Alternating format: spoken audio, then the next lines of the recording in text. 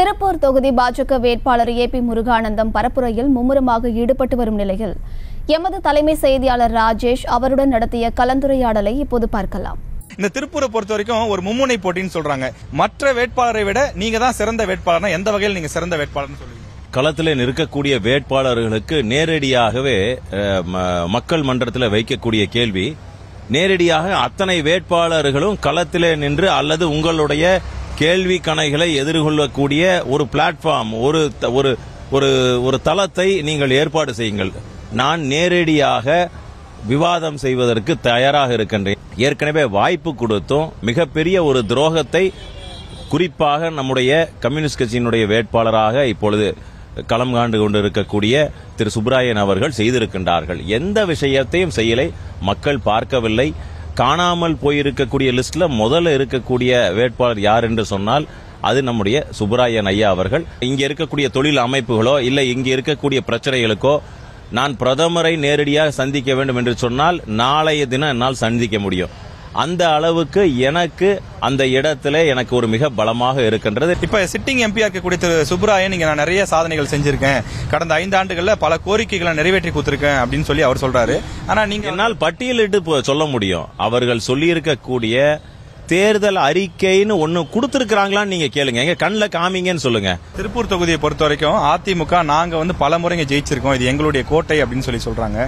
இப்ப கூட சிட்டிங்ல பாத்தீங்கன்னா 4 எம்எல்ஏக்கள் இருக்காங்க, கடுமையான போட்டி இருக்கு, நாங்க தான் வெற்றி பெறுவோம்னு சொல்றாங்க. கிடையாதுங்க. இவர்கள் கோட்டை என்று சொல்லக்கூடிய இந்த இடங்கள் எல்லாம், நீங்க குறிப்பிட்ட 4 இடங்களோ 3 இடங்களோ சொல்லுகின்ற இடங்கள் எல்லாம், அதுல எல்லாமே ஆரோக்கியத்தில் ஒரு பெரிய ஓட்டை விழுந்திருக்கிறது.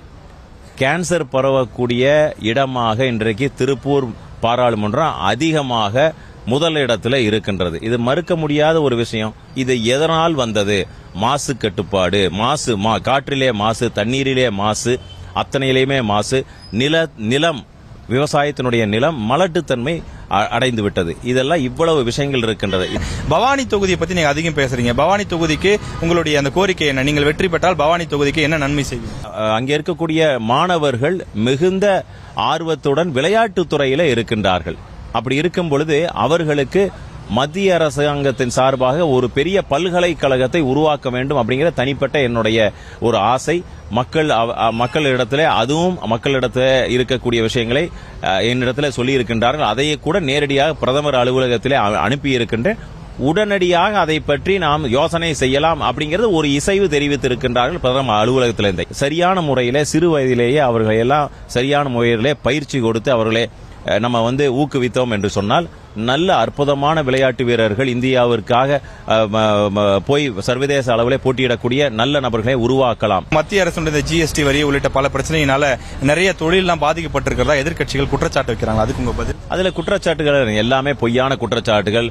உதாரணத்துக்கு பல்வேறு விஷயங்களையும் கூட நிர்மலா சீதாராமன் அவர்கள் இடத்துல சொல்லுவார்கள். அதாவது ஜிஎஸ்டி நிலுவைத் தொகை இருக்கின்றது, நீங்க எதுவுமே கொடுக்கல அப்படின்னு சொல்லி நம்ம தெளிவா இருக்கிறோம். பார்லிமெண்ட்ல கிளியர் கட்டா நம்ம சொல்லி இருக்கிறோம், எந்த நிலுவைத் தொகையும் எதுவுமே கிடையாது, வேண்டுமென்றால் புள்ளி விவரங்களோடு உங்களுக்கு நான் அனுப்புகிறேன். அதனால இதெல்லாமே பொய் பிரச்சாரங்கள் முழுவதுமாக. அதுதான் அவர்களோட வேலை. 511 வாக்குறுதிகள் கொடுத்தார்கள்.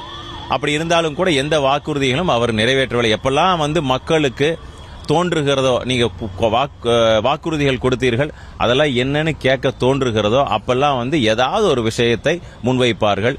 அதையெல்லாம் மக்களை திசை திருப்ப வேண்டும் அப்படிங்கறதா இவர்களோட நோக்கம். திருப்பூர் தொகுதி வாக்காளர்களுக்கு திரு ஏபி முருகானந்தம் சொல்லக்கூடிய மெசேஜ் அப்படின்னா என்ன சார்? ஒரு அற்புதமான திட்டங்கள் எல்லாம் வைத்திருக்கின்றோம். நிலத்தடி நீர் மேலாண்மை, திடக்கழிவு எப்படி அகற்றுவது, இது போன்ற விஷயங்களை எல்லாம் தனிப்பட்ட விஷயங்கள் ஆர்வம் இருக்கக்கூடிய விஷயங்களுக்கெல்லாம் நான் ஒரு ப்ளூ பிரிண்ட் மாதிரி வைத்திருக்கின்றேன்.